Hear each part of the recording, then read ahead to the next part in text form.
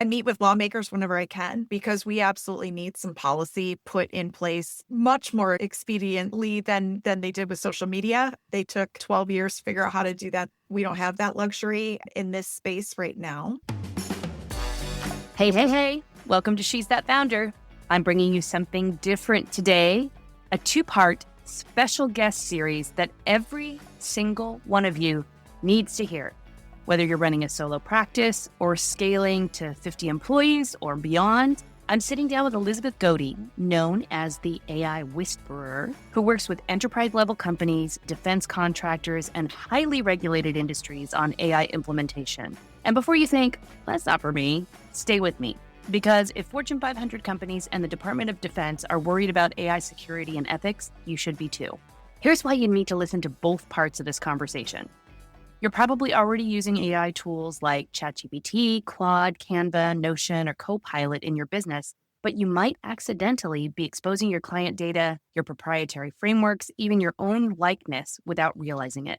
Elizabeth is going to show you exactly how to protect yourself. So here are the 3 critical things you're going to learn in these conversations. The public social media test for AI safety, and it's the one simple rule that will immediately protect your business data when using any AI tool. The real difference between learning models versus language models, and why it matters for everything you put into ChatGPT, Claude, or any other AI assistant, and how to create a simple AI policy for your business. Yes, even if you're a solopreneur, that policy protects you, your team, your clients, and your intellectual property. This isn't about fear or overwhelm, y'all. This is about being strategic, protective, and smart as you integrate AI into your business operations. Elizabeth is here with us, bringing 25 years of marketing and brand building experience. She's been in the AI space since way before it was cool. She is my big sister in the AI world, and she is here to have our backs. So grab your notebook, maybe pull up your AI tools while you listen, and let's talk about how to do this right. You guys, I get to have one of my besties on. I'm so excited for you to meet Elizabeth Goede. She is known as the AI Whisperer, and she works with large companies at enterprise level and even with the defense industry. And today we're talking about AI ethics and security. And you might have a small business, a medium business, maybe you have an enterprise business. But I know if you're listening to the podcast, you're a female founder leading a business in this age of integrating AI into what it is that you do and what it is that your whole team is doing. And I wanted to make sure that we had an opportunity to talk about how to do that thoughtfully and responsibly and with some insight and forethought. So, Elizabeth, thank you so much for being with me today. Thanks so much for having me here. Such an important topic that I think not enough people are really thinking about. Yeah, AI can kind of be the shiny new toy, and everybody gets caught up in the excitement of trying it and using it and saving some time, but not really understanding, and I don't think any of us fully understand the implications of using it. So I'm glad that you're here to talk with us about that today. I was just speaking yesterday to a room full of HR professionals, and I was sort of talking about this idea of FOMO. There's just a lot of FOMO that sometimes is like it's pulling us into places that maybe we're not even ready to go yet, but we feel like if we don't go there, that we're going to be behind. Yeah. And especially when, I mean, obviously, you know that my team, this is all we do is we work in artificial intelligence and we work with highly regulated industries, right? So Department of Defense, aerospace, finance, legal, healthcare, those types of spaces, the spaces that really can't afford to make those types of mistakes. And yet I had a patent attorney in another speaking engagement I was doing who had been using DeepSeek. Oh, we're gonna hold the DeepSeek conversation just for a minute. Okay, so let's set it up for everybody with the basics. So when we're talking about AI ethics and security, what are we really talking about? Like, how does it show up for your everyday founder and entrepreneur, maybe not just these larger enterprises? When we think about security, even outside of artificial intelligence, like with everyday things, right? If you haven't had it happen within your family, you know somebody who has had it happen, which is, someone uses some form of deepfake and gets you to give them money or click on something you shouldn't click on, and then they've captured things. Yeah. No matter what, we all really need to think about whether it's in our professional life or our personal life, how we are training ourselves to be more skeptical at first blush with new things that are coming out, even things that have been out that maybe have taken a different toll. So when we think about artificial intelligence and we think about like language models, right? We think about like ChatGPT and Claude, Gemini, Copilot, those types of things. If you are using them where you have just gotten sort of like your own subscription or you're in the free version, you are safest if you think about the information that goes into those tools should be anything that you would be willing to put in a public social media profile or a public website. Good. Okay, so from that starting point, for everybody listening out there, this is where we're starting from, and then we're going to go deeper into the conversation. So I would love to know, because you are my girl, but you are also the AI whisperer. Tell me how that came to be. Like, give me a Oh, sure. little background. Yeah. So, I've always been naturally curious. So I've always wanted to sort of be in like the latest tech that's out there. In 2012, I co founded a tech company. We would now call it an AI tech company, but back then we just said, we worked with algorithms because we did. So we matched chemical components of wine to people's flavor profiles. I got to work with this incredible team of people. We had to actually like figure out how to get our own data set. Then we had to figure out how we actually created and developed the algorithms to be able to create the output we needed it to. And so once you sort of have that experience, right? Once I had that experience and that genie's sort of out of the bottle, you're not putting it back in. And so staying in this space, so most people don't know, but generative artificial intelligence actually came out in 2017 and much more guardrails around it in 2017 because it was, for the most part, you had companies that created it in a way that they were controlling how you use it. But in late 2022, we had chat come out with an actual chat model that was sort of open, for lack of a better way to describe it. I mean, there are still guardrails on all of these tools unless you're getting into API connections, which is a very technical term that maybe we'll get into later.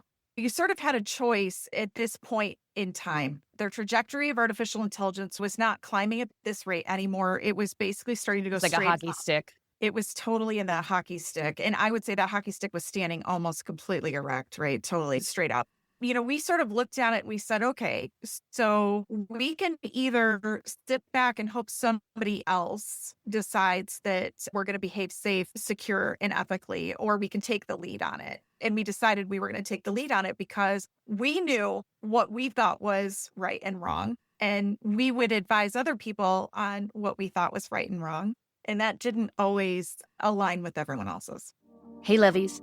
I'm jumping in here real quick to ask you if you're tired of being the bottleneck in your business. If you're editing everything at 10 p.m. because your team can't capture your voice, you need to be at AI in Action, March 19th and 20th, 2026 in Grand Rapids, Michigan. I'm speaking on voice architecture, how to use AI to scale your leadership presence without losing what makes you, you. You'll walk out with a working custom GPT trained on your voice, ready to use Monday morning. Join in person or virtually, but grab that early bird pricing now, girl, because it won't last. The link is in the show notes. If you want to stop being the bottleneck and start scaling your voice, come join me at AI in Action, March 19th and 20th, 2026 in Grand Rapids, Michigan. Well, I'm super glad that you did. Let's have that real talk moment because you obviously experienced it in the very early days of AI being open.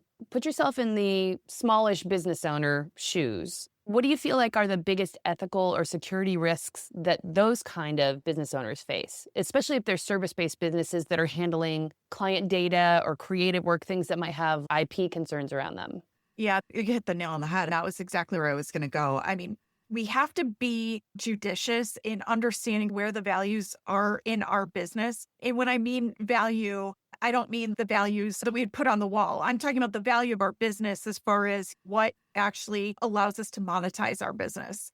We absolutely have to be careful that anything that is considered a trade secret, things that we would consider to be confidential and we wouldn't want to share out there, we don't put in because most of these models are learning models. And so therefore that information can come back out.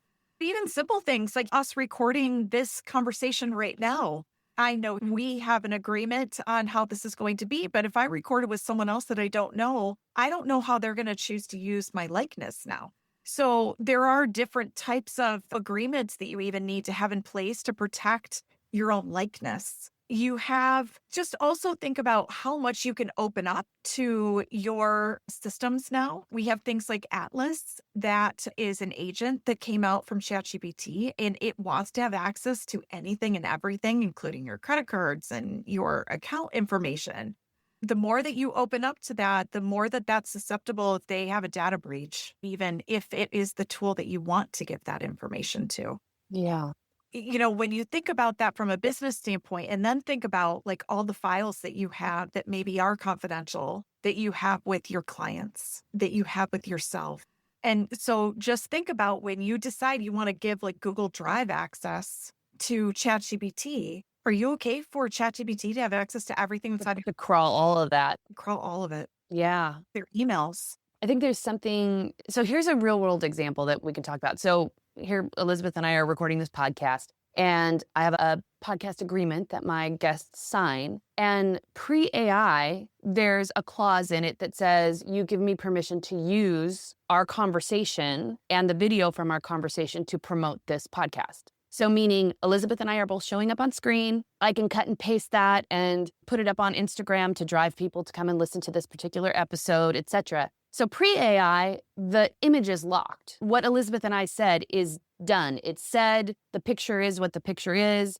Now in the world of AI, that can be used to train a model, and I can put Elizabeth and I riding elephants through the desert. And if I've signed an agreement that says that this can be used anyway, anyhow, in perpetuity to market this episode, I've opened myself up to somebody using my likeness in an unpreferred way, to be polite about it.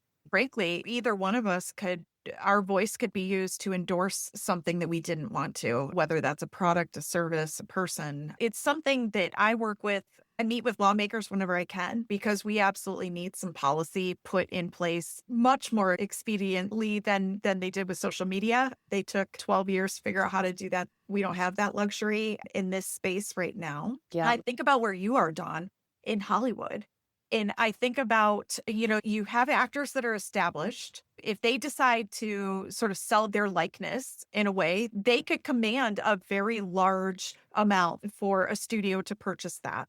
Think about somebody who's just starting out. Think about people who are on TV shows that didn't get royalties, that went on to make studios hundreds of millions of dollars later, and they got $5,000. This is like taking that to an exponential level, because now it's not even just, can you capitalize on the next movie that you go to and you get more money, and the next movie that you go to, or TV show or whatever. Yeah. Now they can just make you into what they want you to be.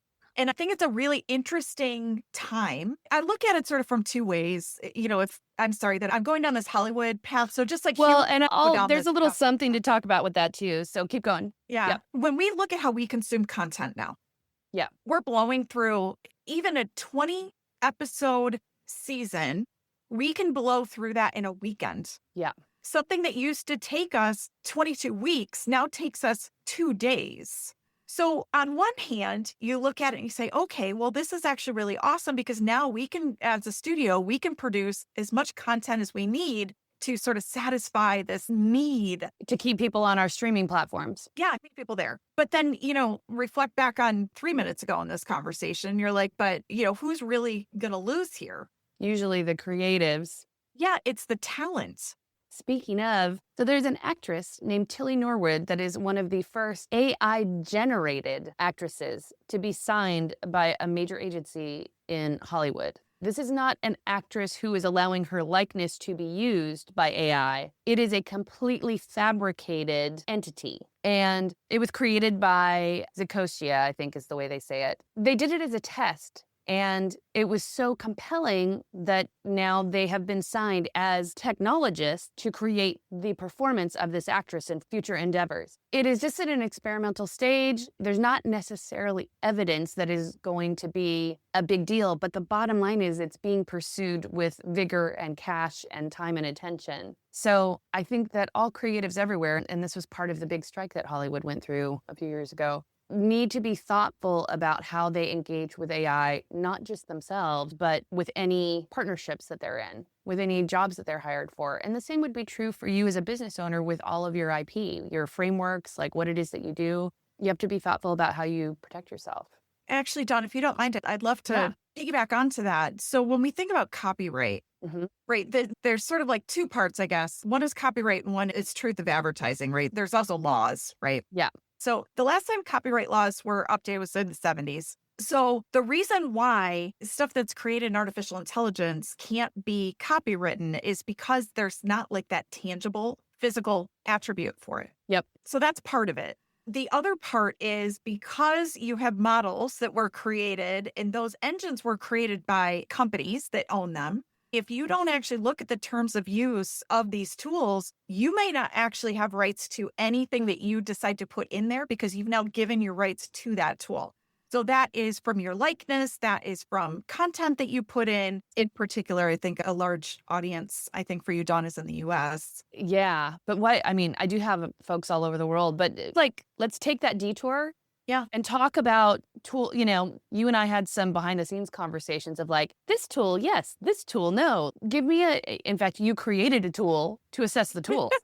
Yeah. Like most of us, at least here in the States, are familiar with ChatGPT. And Claude, maybe second. It's sort of the Coke Pepsi, model. Yeah, I would say Yeah. Copilot is probably more known also just because so many people within an enterprise setting, it's a Microsoft-based product. If you're an enterprise, 99% are Microsoft. And so from that standpoint, you sort of got that. I don't think that people in the early days necessarily thought of Copilot the same way as they thought of ChatGPT. But I think it is important to understand where Anthropic came from. Cool. So Anthropic actually sort of came by way of ChatGPT. And the reason why I say that is because OpenAI, which was originally a research institution before they decided to monetize it, they were originally that free enterprise like research, right? It was this idea of a bunch of minds coming together and seeing if they could create something. Okay. Then ChatGPT came out, and there were some very specific directions that OpenAI was being taken in at that point. So now you have the head of security for OpenAI leaves. You have one of the senior level and one of the lead engineers decides to leave, and they leave for ethical reasons. They first think, I'm going to maybe not stay in this AI space. But I think everybody could see that like that freight train was running and there's nothing was going to stop it. This is like in the early days. When I say that, this is like even before ChatGPT really became a speaking point. So this is like in 2021. Okay. So they actually decided, no, we're going to create the constitutional AI and we're going to create a company called Anthropic and we're going to release a chat model called Claude. Now, the difference between those two companies was one was a learning model first and foremost, and the other was a language model. So once Claude took sort of their copy of content, and in all of the companies, all the big companies, because you get really greedy for data, they have all had their own $1 billion payout that they've had to do for taking data they weren't supposed to. That's already happened. Just to be very clear about that. Yeah. No one's perfect. There is Yep. not one perfect one out there. However, the difference is that because Claude wasn't a default learning model, when you put your information in there, they would give you all kinds of disclaimers that said, hey, we're not going to learn from this. It is private. If you're going to discuss something that is really personal, we want you, as soon as you're done getting the information you need, please delete it. We don't store it. We don't keep a copy of it here, unlike Google that was like indexing chats.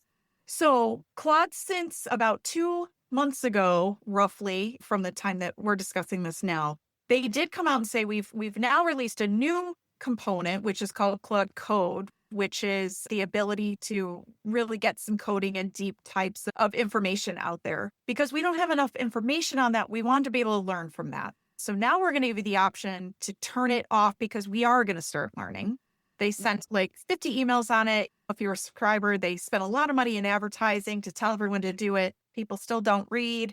I talk about it every single time I can.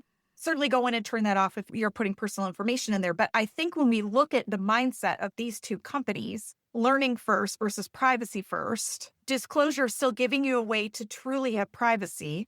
There was a lot of things that have come up to the architecture, the way that things were built, how the tools were built. Stuff could be publicly indexed. That also happened with ChatGPT earlier this year for anything that was shared.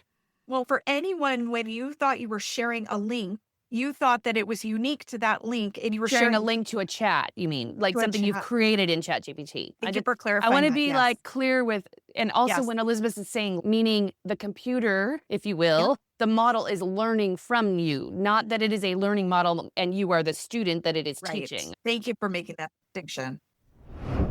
Ooh, this conversation's getting deep and we're just getting started. Elizabeth has given us so much to think about, from understanding the real risks of AI tools to knowing the difference between learning models and privacy first models like Claude. But here's what I know about you. You're not here just for the theory and the history. You want to know what to do about all this. How do you actually protect your business? What steps can you take right now? And how do you talk to your team about using AI responsibly? Well, that's exactly what we're covering in part 2 of this conversation, which drops next Tuesday. We're getting tactical, talking about AI policies, protecting your IP, choosing the right tools, and even diving into a lightning round of questions. So make sure you're subscribed to She's That Founder so you don't miss part 2. And if this episode opened your eyes to anything, even just one thing you didn't know before, share it with another founder who needs to hear this, and come join us in the AI for Founders community on LinkedIn, where we talk about this stuff all the time. Until next time, stay strategic, stay protected, and keep being that founder. See you next time, lovies.